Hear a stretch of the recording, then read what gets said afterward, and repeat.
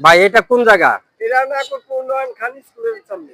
তো নাগরপুর নয়ন খান স্কুলের সামনে দেখেন আপনারা, এখানে এই যে এই অপোজিটের দোকান, এই যে এই দোকানগুলা দেখেন, এই যে দোকানগুলা, এইখানে 3টা ট্রান্সমিটার আছে, এখানে 3টা ট্রান্সমিটার।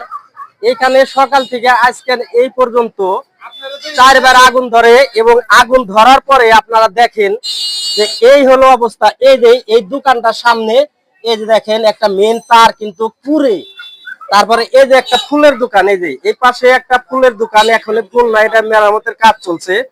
তো এই পাশে দেখেন এই যে স্টেশনারি দোকান, এই যে স্টেশনারি দোকান, এই পাশে দেখেন এই যে এইভাবে মেন তারটা পুরে পড়ে আছে।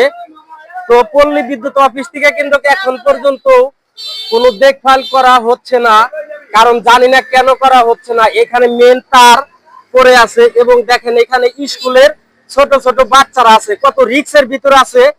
এই তারটা দেখেন একদম রাস্তার ভিতরে আছে।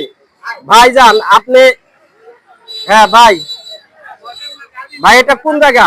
নাগরপুর নয়ন খান স্কুলের সামনে। নাগরপুর নয়ন খান স্কুলের সামনে আজকে বিদ্যুতে কয়বার ভাই আগুন লাগছে? 3বার। 3বার আগুন লাগছে না? এখানে কি বাচ্চারা কোনো ভয় পাইছে ভাই স্কুলে? ভয় পাইছে, আমার স্কুলের মেয়েরা অনেক ভয় পাইছে। তো এখানে বিষয়টা হলো বাচ্চারাও অনেক চিৎকার পাচ্ছে, কারণ মানে এমন ভাবে আপনার 4 তলার নিচে থেকে বাচ্চাগুলা চিৎকার পারে নেমে আসছে নিচে, এবং অনেক ভয় পাইছে মেয়েগুলা।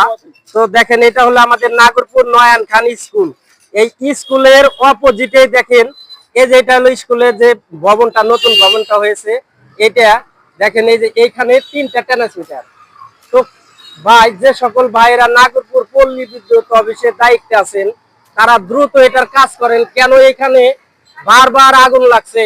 আজকে একদিনের ভিতরে 3বার আগুন লাগলো, এবং মেন তারটা পুরে রাস্তায় পড়ে গেছে। মানুষ এখানে অনেক আতঙ্কের ভিতরে আছে।